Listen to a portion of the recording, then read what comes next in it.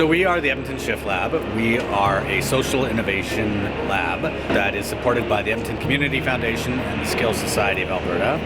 And we are a unique experiment in combining design thinking and systems thinking and other forms of human-centered design to uncover new insights and perspectives when it comes to a topic as pernicious as racism. But I think that it's part of the increasing polarization of our times that we're seeing.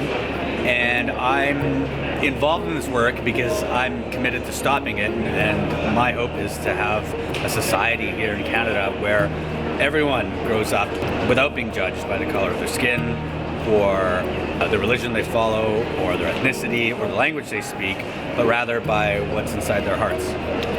So today we are field testing one of our anti-racism prototypes. We've developed a prototype that looks at how people can intervene when they see a racist incident happening in a public place, like on a bus or in a shopping mall or in a train station. And if you are a bystander and you see something like that happening, what should you do? And so we've come up with a guide that suggests different actions to take when you see something like that happening. And we wanted to test it with the public to get a better sense of whether this would be effective and whether this resonates with people.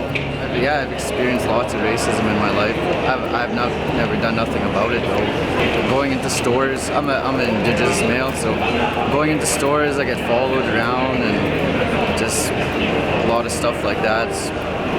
When someone does get like bothered over racism and stuff, no one does nothing about it. I've been punished to be a black, and when I asked for help, I didn't get any help. You can't expect when it's going to happen, and you don't know where or who it's going to impact. It just happens, and it can be ugly and it can be traumatizing. So what we want with this brochure is to give people kind of a pathway of how to think, observe, and act in that sort of situation. The idea is that we'll take this as a brochure that we can hand out in public places, such as here in the shopping mall or at transit stations or in schools or in colleges, so that people will have something in mind, or at least something to refer to whenever they see a racist incident happening in public. Like if everyone gets together and does something, then something will change, but until then it's just going to be the same. Now I know that my feeling towards that, if I see someone treating another human being like that, I know the feeling and I can say, hey, I can intervene. You guys gave me the tools and the knowledge to do something. So we've got some really good feedback of about how this makes sense to them, and they actually have some good tools now, or they have new ways to think about how to do something rather than just kind of sitting back or just recording the incident on their phones.